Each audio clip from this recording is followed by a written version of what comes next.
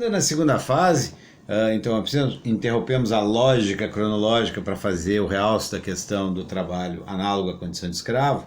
Nessa segunda fase, que vai de 1888 a 1930, falávamos do Código Civil, que realmente, na ausência de uma legislação em particular, foi fundamental para a regência do trabalho na oportunidade. Além da alocação de serviço, do arbitramento de valores quando houvesse controvérsia quanto à retribuição do trabalho, e da limitação do prazo máximo de 4 anos aos contratos relativamente a qualquer trabalho.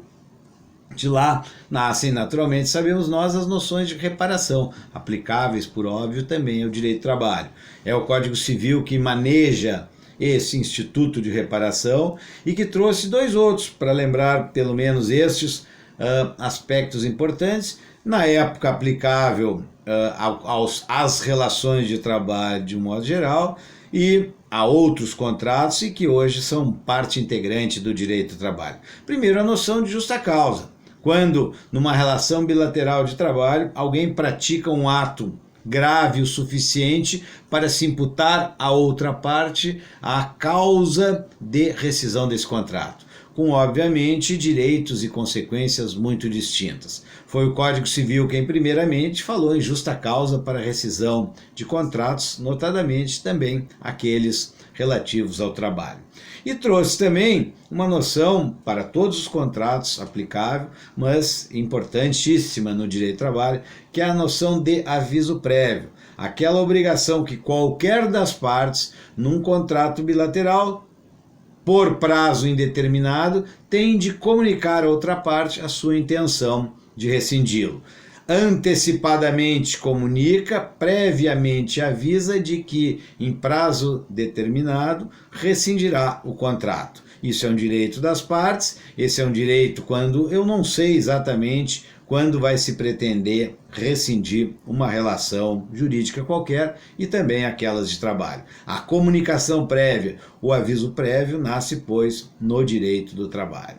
É importante registrar, em 1919, então saindo do Código Civil, uma lei sobre acidente do trabalho. Talvez o primeiro movimento legislativo do país nesse sentido, mas que nunca foi posta em prática, que foi inspirada, sim, no Tratado de Versalhes, aquele tratado que em 1919, mesmo ano dessa lei, pôs fim à Guerra Mundial, a Primeira Guerra Mundial na Europa. Inspirado nisso, aqui se fez a Lei do Acidente do Trabalho e virou alvo de chacota a ponto de receber uma alcunha, um apelido.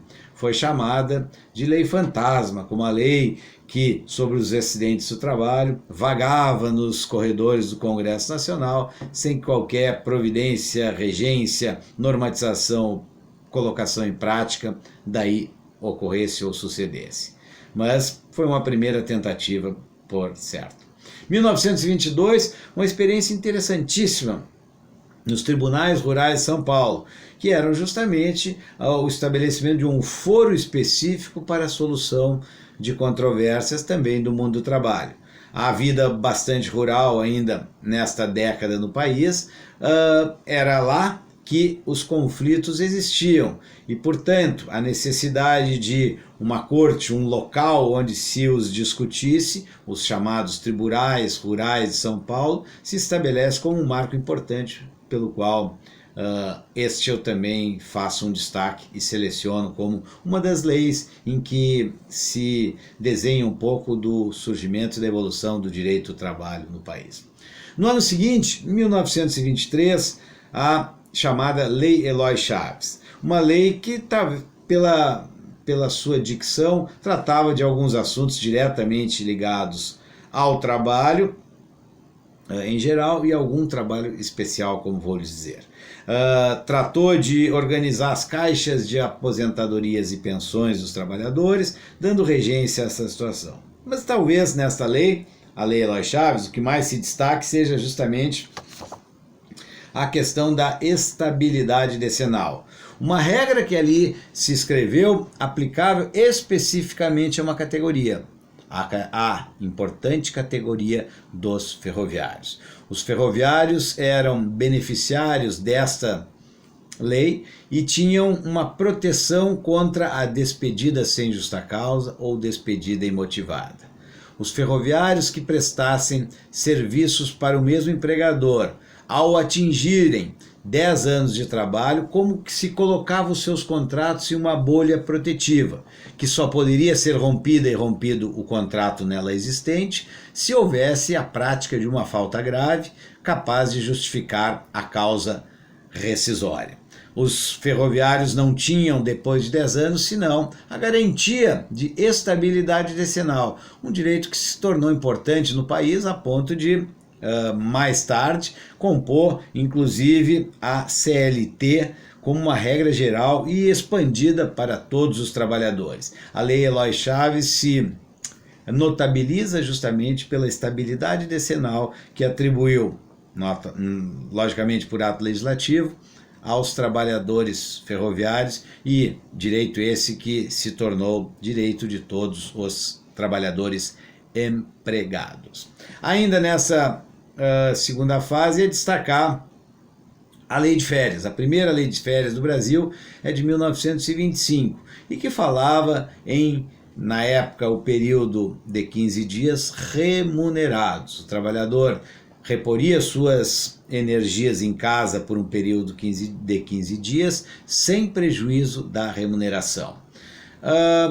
Lembro também que, em 1927, um Código de Menores, que trata da proteção ampla e geral dos menores, mas que, no particular, tratava do trabalho dos menores de 12 e 14 anos, nesta nova forma de fazê-lo. Aos menores de 12 anos proibia, e se este trabalho se desse em praça pública, proibido ao menor de 14 anos, porque estariam expostos a todo tipo de incertezas da publicidade das situações.